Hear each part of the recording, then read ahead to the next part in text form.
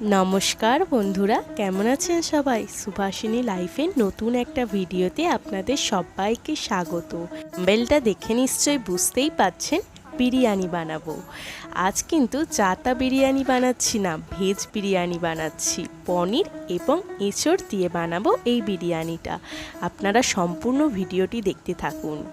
Veg biryani বানানোর জন্য প্রথমেই আমি 1 কেজি দেরাদুন রাইস চালকে ভালো করে জলে ধুয়ে নেব। এই দেরাদুন রাইস চালটা আপনারা সিদ্ধ চালও নিতে পারেন অথবা আতপ চালও নিতে পারেন। আমি এখানে সিদ্ধ চালটাই ইউজ করেছি। প্রায় 1 ঘন্টার জন্য আমি এই চালটাকে জলে ভিজিয়ে রাখবো। এখন আমি ইঁচড়টাকে কেটে নেব। ইঁচড়ের মধ্যে যা আঠা দেখেই বুঝতে পারছেন একদম তাজা ইঁচড়। তো প্রথমে ইঁচড়গুলো এইরকম ভালো করে কেটে নিতে হবে। উপরের অংশ বাদ এবং নিচের অংশটা বাদ দিয়ে মাঝখানে অল্প একটু অংশ নিয়ে হলুদ জলে ভিজেতে দেবো। আর এরকম বিরিয়ানির ডুমো ডুমো সাইজের আলু কেটে নিয়েছি। এখন একটা পাত্রে জল গরম করতে দিয়ে সেই ইঁচড়টাকে সিদ্ধ করে নেব এবং ওর মধ্যে আলুগুলোও দিয়ে দেব, ভালো করে সিদ্ধ করে নেব।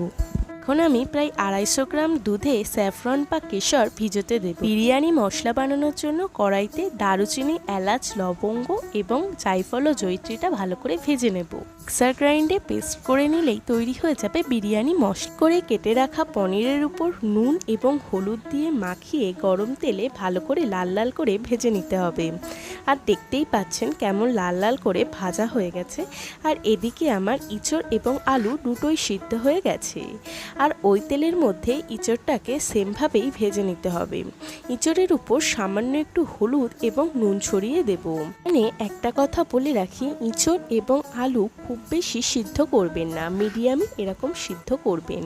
কারণ ইঁচড় এবং আলু যদি খুব সিদ্ধ হয়ে যায় তাতে কিন্তু ভেঙে যেতে পারে, এরকম গোটা গোটা থাকবে না। আর সেমভাবেই আমি আলুটাকেও ভেজে নিয়েছি। এঁচড় এবং আলু দুটোই খুব ভালোভাবে ভাজা হয়ে গেছে। আর প্রায় দেখতে দেখতে 1 ঘন্টাও হয়ে গেল। আর এখন আমি বিরিয়ানির ভাতটা রেডি করে নেব। তার জন্য একটা পাত্রে জল, তেজপাতা, এলাচ, লবঙ্গ, দারুচিনি এবং সামান্য একটু রিফাইন্ড অয়েল দিয়ে ভালো করে ফুটিয়ে নেব। ওই জলের মধ্যেই ভিজিয়ে রাখা চালগুলো ধীরে ধীরে দিয়ে দেব। আর এইটা কিছুক্ষণ আমি হতে দেব যতক্ষণ না চালটা সিদ্ধ হয়ে আসছে। আর ওপর থেকে সামান্য একটু নুন ছড়িয়ে দেব। কড়াইতে 2 চামচ ঘি এবং পরিমাণ মতন রিফাইন অয়েল দিয়ে টমেটো কুচি এবং আদা বাটা ও সামান্য একটু নুন দিয়ে দেব। আর দিয়ে দেব জিরে গুঁড়ো, ধনে গুঁড়ো, লাল লঙ্কার গুঁড়ো আর কাশ্মীরি রেড চিলি পাউডার। এই সব কিছু দিয়ে একটা গ্রেভি বানিয়ে নেব। আর ওপর থেকে একটু চিনি ছড়িয়ে দিলাম। ভাতটা প্রায় হয়ে গেছে আর আমি ছেঁকেও নিয়েছি। এখন এই গ্রেভির উপর সমস্ত আলু এবং এঁচড়টাকে দিয়ে ভালো করে কষিয়ে নেব। কষানোর সময় অল্প পরিমাণ ফ্যাটানো টক দই দিয়ে দেব। টক দই দিলে এর স্বাদটা আরও বেড়ে যায়। এবার সব কিছু দিয়ে ভালো করে কষিয়ে নিতে হবে যতক্ষণ না তেল ছাড়ছে। প্রায় 10 মিনিট ধরে কষিয়ে নিয়েছি। এখন গরম জল ঢেলে দেব এই কষানো আলু এবং এঁচড়ের উপর। একটু ফুটে আসলেই তার উপর পনিরগুলো দিয়ে ভালো করে নাড়াচাড়া করে নেব। এখন আমার তরকারিটা প্রায় রেডি হয়ে গেছে। আর এত সুন্দর দেখতে হয়েছে যে এখনই খেতে ইচ্ছা হচ্ছে। আর স্যাফরন ভেজানো দুধের উপর দিয়ে দেব কেওড়া জল, গোলাপ জল আর মিঠা আতর। এই দিয়ে ভালো করে নেড়েচেড়ে নেব। পাত্রে বিরিয়ানিটাকে বসাবেন, সেই পাত্রটাকে ঘি দিয়ে এরকম ব্রাশ করে নেবেন। আর এরপরে একটা একটা করে লেয়ার করার পালা। আমি তরকারি দিয়ে দেব। আর এই তরকারিটা যখন দেবেন লক্ষ্য করবেন এতে যেন আলু, গ্রেভি এবং পনির ও এঁচড় সবগুলোই উপকরণ যাতে থাকে। এবার এর উপর ভাত দিয়ে লেয়ার বানিয়ে নেব। তার উপর দুধটা ছড়িয়ে দেব এবং এটা প্রত্যেকবারেই ঠিক এমনভাবে লেয়ারটা করতে হবে যাতে কোনো কিছুই বাদ না পড়ে। মাঝখানে মাঝখানে একটু করে বিরিয়ানি মশলাটাকেও ছড়িয়ে দেবেন। আপনারা বাড়িতে এই রেসিপিটি অবশ্যই একবার ট্রাই করবেন, আশা করি ভালো লাগবে। রেসিপি।